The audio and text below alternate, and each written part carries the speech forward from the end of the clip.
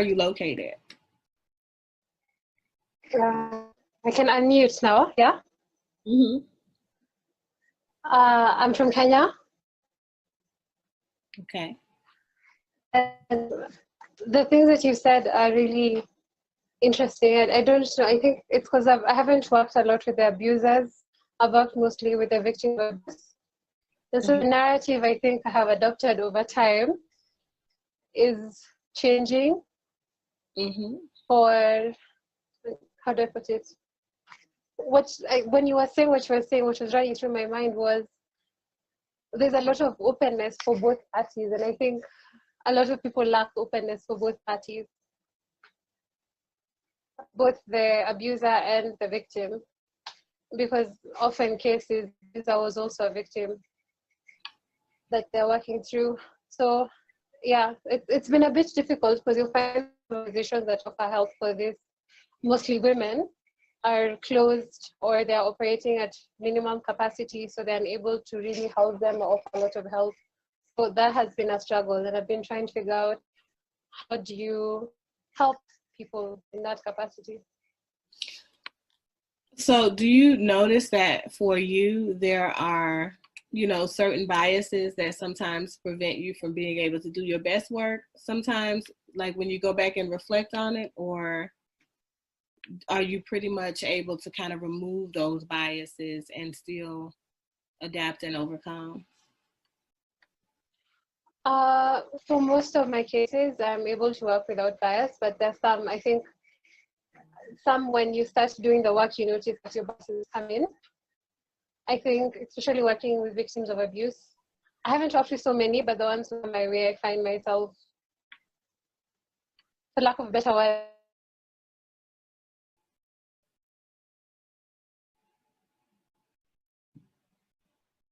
sorry. I couldn't hear you. Your thing went out, your signal. It's okay.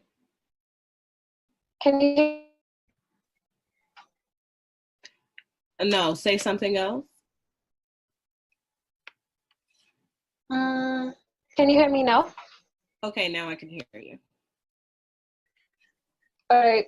So I was saying for most of my clients, most of the clients I work with, I don't find myself struggling with bias, but when it comes to abuse, sometimes bias does come in. Like I've just realized right now when you are talking that I had a bias and I wasn't carrying it because I haven't worked with abusers. I've worked mostly with victims. So until you stated it right now, I hadn't considered it. And it's I think it's one of those things that because we are human, right? And I tell people all the time, a clinician is not outside of being a human being. In being a human being, we have to work in a place that allows us to just simply, in some areas, be able to better cultivate space for healing for other people by recognizing some of the things that I think that we have personal views on that may weigh on the way that we deliver therapy. For me, my personal way of dealing with my biases and things that may kind of change the way that I initiate my work with my clients is simply to recognize when they're giving me their story, their narrative. Like, am I finding ways to personally identify with those things? Or am I finding ways to professionally help them understand better what it is they're going through? And so those are two different things. For me, if I'm in a place where I'm just simply helping them navigate, providing their narrative, and I'm just simply helping them go through life, trying to have better ways to cope with or better ways to, view some of the things that they're going through and adapt healthier mechanisms for living their life in general. It doesn't include me putting myself in a position of, well, if I were them, I would do that. Or I remember when I went through that, and I know that that's tough for them. Because when we start saying things like that, I feel like we are now inflicting and literally exploring therapy with them from a biased lens instead of a therapeutic lens. And so it's one thing for us to, you know, employ accurate empathy and be empathetic for what they're going through and understanding. But that requires curiosity. And that's the difference. I think that when we are exploring therapy with them from a curious lens, so that we can provide them with a clinical conceptualization of what they're going through, that looks like, that must have been really difficult for you. Was it something you found to be particularly difficult? Did you have issues accepting that particular experience? You know, asking those types of questions, probing for their personal feelings and personal afflictions that they have gained or been inflicted with over the course of those relationship turmoils. Because domestic violence is definitely something that affects not just couples, but people, right?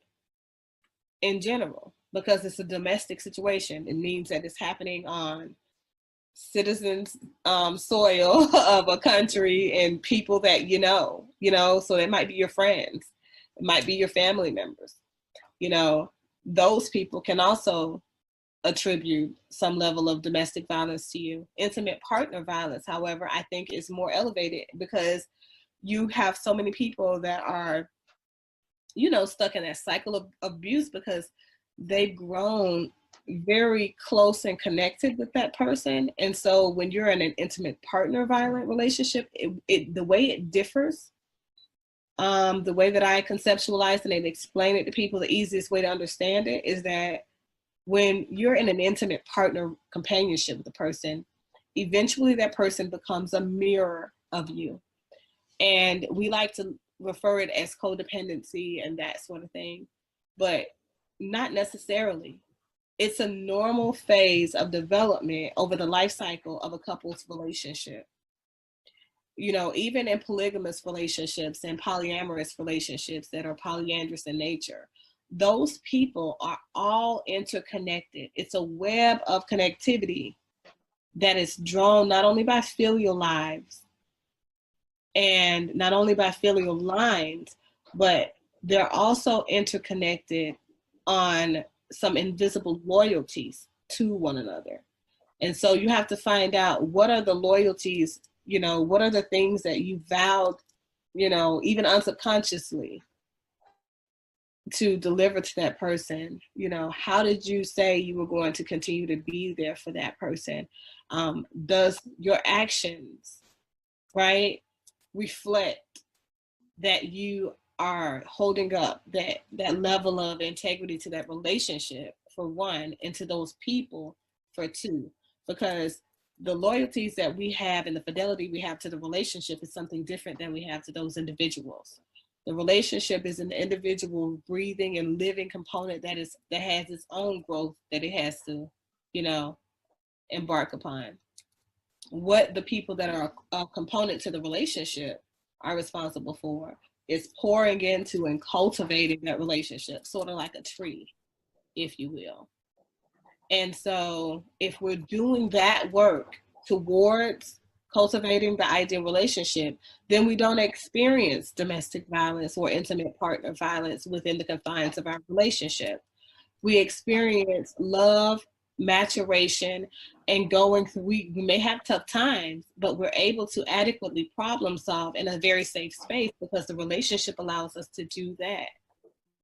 To understand that we have to have our individuation and differentiation away from the house of the relationship separately, and we have to be able to express who we are through the relationship. And that person and the relationship is going to help us grow better on the outside of it as well, as long as we're doing our part.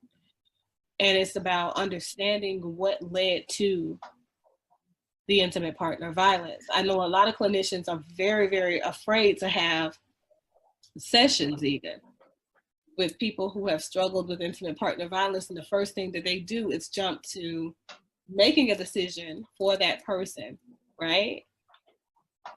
because, you know, we've all been geared up as to how to create escape plans for the victims. We know how to deal with the victim. You know, it's okay. We can do that. We can do the victim work. That's easy stuff. But then when the victim is ambivalent about leaving, because internally they are, that's the truth. Anybody that you've developed an escape plan for, anybody that you as a clinician have kind of, you know, positioned yourself as the therapist that says, you know, girl, you need to leave. You know, guy, you need to leave. Violence doesn't No. live in love. You know, we cannot say that because there is no way that we can objectively and honestly say to a person that there is an abstract locus of control for every human being that's identical. And so what that means is that we already know as a clinician that all people respond to distressing situations in the same way. They don't. They simply don't. So we can't say that when a person is heavily distressed, they feel like they've been betrayed in some way in that relationship, their feelings, we can't invalidate their feelings with, it's never justified for you to hit that other person. We can justify that the feelings of that intimate partner that has been abused, however, that person never expected you to hit them. You understand what I'm saying? And so because you defied the trust that they put in you to protect them, because that's what I hear them saying, they're now ambivalent about whether or not they should be able to trust you and go to sleep with you and be with you and cook for you and nurture for this relationship with you. So how does it feel knowing how they're feeling right now in this moment? Because what they're feeling is that you have betrayed them.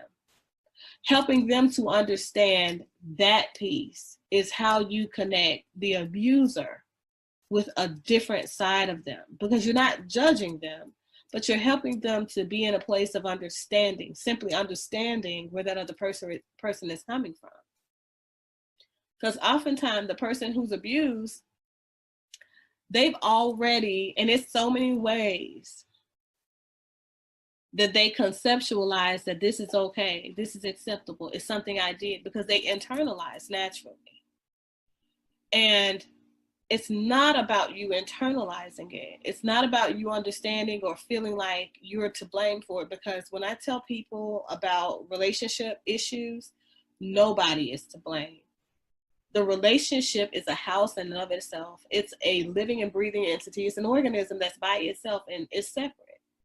So the people that are party to that relationship are never to blame for anything. And they're like, well, I cheated.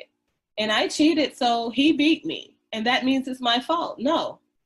The relationship, when it's not being cultivated properly, will call on both of you to do something outrageous to get back to it. Because no two people are always leaning in at the same time for the same amount of time. So the relationship may need more of you than you had been willing previously to attribute to it. And so that's its way of getting your attention. It's just like a child acting out. They don't act out because they just want to.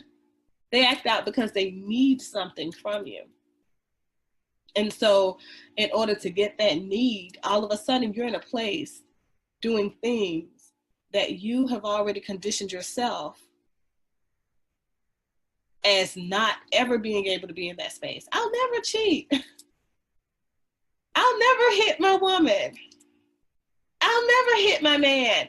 You say these things, and what you do is set yourself up for failure because you fail to recognize when it's coming. What I notice is that oftentimes the abusers are sometimes hurt more than the person that's being abused when they start to recognize that they are something they thought they were not. They become something that they swore to never become. And oftentimes this is after they've already left their significant other because they realize that they bought a part out of them that they never wanted to see. And they, you know, through therapy, they realize it's not that they bought something out of you you didn't want to see. It's about the fact that you focused too much on trying to not become a thing, and that became the thing that you became because it was there. When you want greatness out of life, when you want growth and maturation out of life, You have to achieve that by way of evoking the positive emotions, not refuting and fighting the negative emotions and the negative actions. And so what that looks like is positive self-talk, not reflective or reactivity. And so if you're trying to become a particular person, speak that into existence. Don't say, I don't want to become my father, because that's exactly what you will become. Let's talk about what you do want to become. I want to become a great man. I want to become a great woman. I want to put my energy in this type of advocacy. I want to put my energy in this type of advocacy, because then those things that you seek to avoid naturally will never be a part of that cycle, because it doesn't align with the things that you desire in your life. And so I think that when you're working with couples who are struggling with intimate partner violence, families who are struggling with domestic violence in their life, you have to allow them space to really understand one another, but also create a safe space for expression, if you will. Transparency, because you have to remove the judgment. When we're judging people for the things that they're doing, we're only further digging a hole that they've already started to dig themselves. Therapy is supposed to be a place for transformative growth. You grow in a way that transforms not only yourself, but it transforms the way that you view life in general. And you're not afflicted with the things that drive guilt. Does that make sense?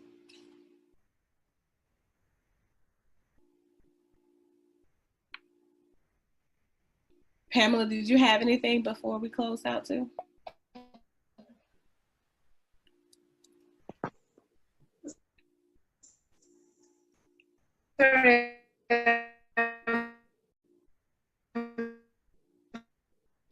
You're sick.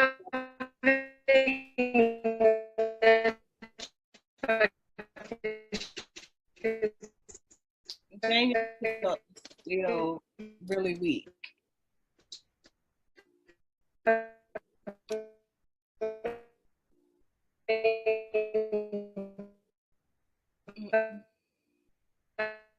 I can hear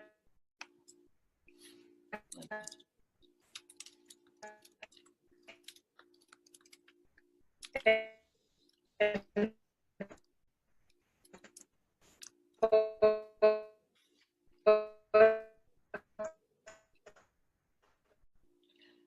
So I can't hear you. I did message it to you. So, but what I'm going to do is I'm going to close out this segment so that I can start receiving some of the presentations for the other clinicians and putting it all together. And if you guys have anything else, feel free to call me and we can converse further there. And I know for the followers, the people who are viewing from YouTube, and if you guys catch this on the replay, let me know if you have questions, you know how to reach me. And of course, my email, my phone number, and things like that are listed there. So I do appreciate you guys' time and attention in this video. If you made it to the end, say Yahoo. So that's all that I have. You guys have an amazing rest of your Saturday.